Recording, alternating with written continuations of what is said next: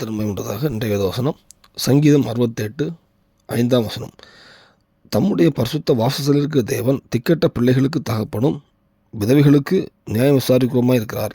கர்த்தர் மகிமை உண்டதாக. இந்த வசனம் பார்க்கும்போது திக்கட்டவர்களுக்கு தகப்பன், விதவைகளுக்கு நியாயம் விசாரிக்கிறவர் கர்த்தர்னு சொல்லுவாங்க.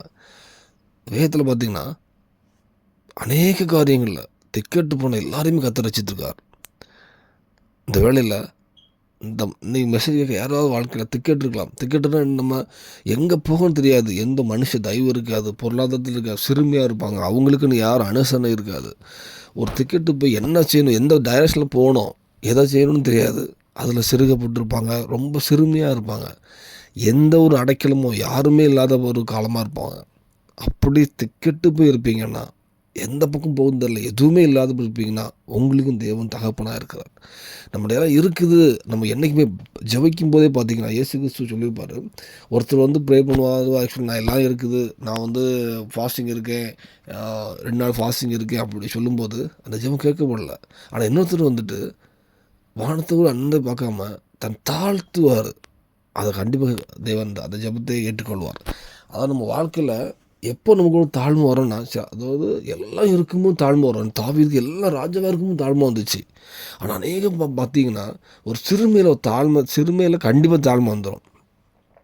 அந்த திக்கெட்டு சுச்சுவேஷன் வரும்போது நமக்கு யாருமே இல்லை, எந்த சுச்சுவேஷன் இல்லை, நமக்கு எதுக்குமே எந்த ஒரு அனுசரணை ஆள் இல்லைன்னு சொல்லும்போது கண்டிப்பாக அவங்க ஒரு தாழ்மையாக வந்துடும். அப்படி ஒரு சுருங்கின தாழ்மை இருக்குமானால் அந்த இடத்துல கண்டிப்பாக உங்களுக்கு தகப்பனாக இருப்பார், உங்களை சரியான வழி நடத்துவார், ஆஸ்வதிப்பார். அதுவே விதவைகளுக்கு நியாயம் விசாரிக்கிறவர். ஒரு கணவன் இழந்திருப்பாங்க, சிலவங்க மனைவி இழந்திருப்பாங்க, ஏதோ அது ஒரு தனிமையான வாழ்க்கையாக இருப்பாங்க.